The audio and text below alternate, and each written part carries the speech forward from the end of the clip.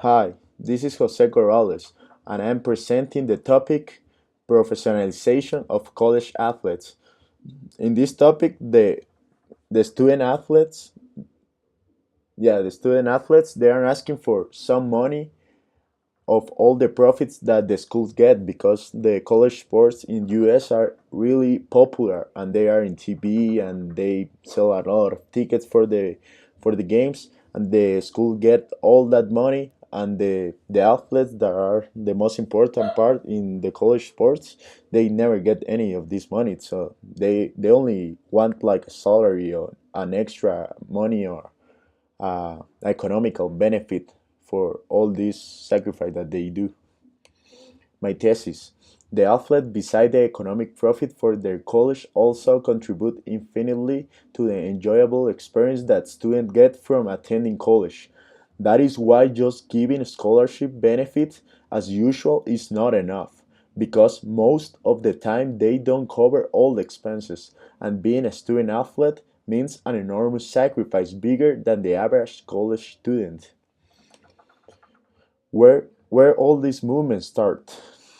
These movements start in Northwestern University, where the quarterback Kane Coulter led the movement of players to unionize athletes to looking for an extra economic help. All these movements start in Northwestern University with this quarterback, but the movement wasn't that popular until this happened. The momentum of this movement was when Shabazz Napier, a day before the championship game of the NCAA basketball tournament, he did an interview and he said, "There is hungry nights where I'm not able to eat." Just just before his basketball team from the University of Connecticut was about to play the final of the 2014 NCAA tournament, the night the championship game will be played in the AT&T Stadium, where 79,000 people paid an average of about 5,000 to watch the final four games. It was broadcasted on CBS, which pay about 800 millions a year for the rights to show the NCAA tournament. In full, the tournament is among the most profitable thing in sports. And here's one of the star players on one of the teams. It's more in his most important games, saying that he can eat sometimes. The benefit that the schools get: there is there is not just athletes. There are the image and the propaganda of the schools. Success in college sport is also believed to improve the applicants rate and caliber of admitted students at certain universities. There are some examples of this. Patrick Ewing's basketball performance during 1982 and 83 NCAA season helped to generate a 47% increase in the undergraduate application and 40-point rise in freshman SAT scores during the following admission cycle at Georgetown University. The second one, this year the University of Alabama report 143 143.3 millions in athletics revenue, more than all the 30 NHL teams and 25 of the 30 NBA teams.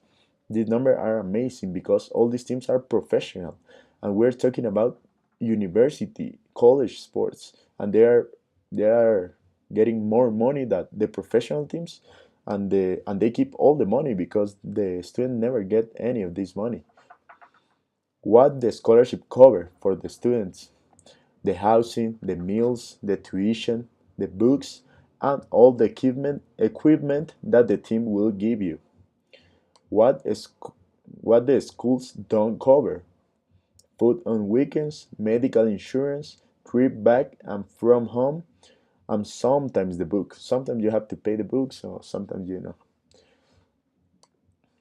So they are asking for a full, when they say full ride scholarship, they are asking that cover all the expenses, because they still have to pay some money, and some students they don't have any money because they are really poor, and they are good athletes but they don't have any money, so they are asking for a really full ride scholarship that cover all the expenses.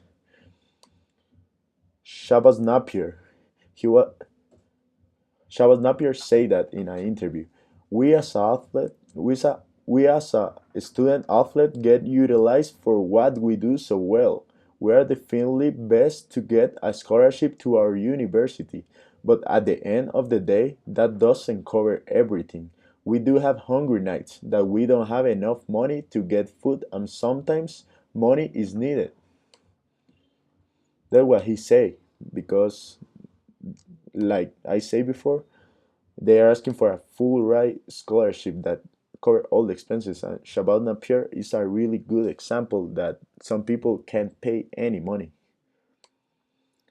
Sacrifices that the student athletes do for being in a in a in a team.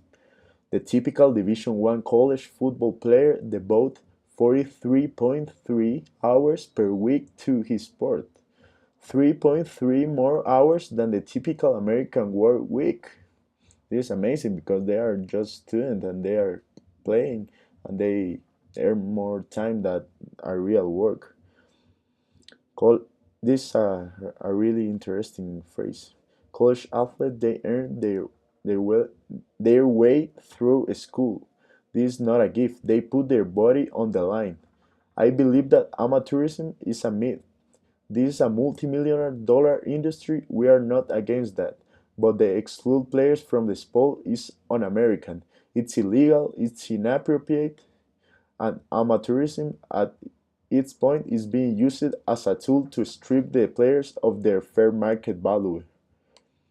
According to the NCAA, Ama- amateur competition is a bedrock principle of college athletics, and the NCAA maintaining amateurism is a crucial to persevering an academic environment in which acquiring a quality education is a first priority. In the college models of sport, the young men and women competition on the field or court as student first, athlete seconds, but the NCAA sometimes do backwards and they put the athlete first and the student second. I have some sample examples of this. The first, the NCAA Division One football championship is played on Monday night. They are required to miss the first day of spring classes. The annual NCAA men's basketball tournament affects more than the 6 days of classes. The last one. The road to the NCAA men's basketball championship may require students athletes to miss up to a quarter of all classes days during the spring semester. This is amazing because they have to sacrifice a lot of classes. There are a lot of reasons why they should get paid, but there are reasons why they should not get paid. The university already spent a lot of money in their scholarship, an average of 30,000 to 40,000 a year for a Division One school. They could forget the importance that the education has. In this day, the student athletes don't pay attention to classes, and they should, and don't be focused just in their sport. Why the education should be the priority. However, proponents of Monday lawsuit point out that many students athletes never walk across the stage to get their diploma, and the percentage of Division One's the football and basketball players who make it to the NFL and NBA draft is minuscule.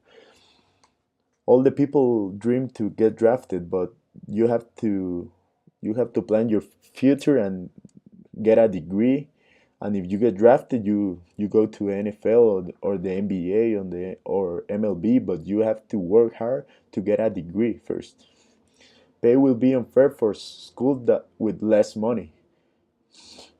Using figure compiled on 2,500 public university by US Today, only 22 athletics departments generate enough revenue to cover their expenditures without extra help. Of this, only 14 could afford to pay the kind of extra money Mr. Branch suggests, roughly 7 millions per year.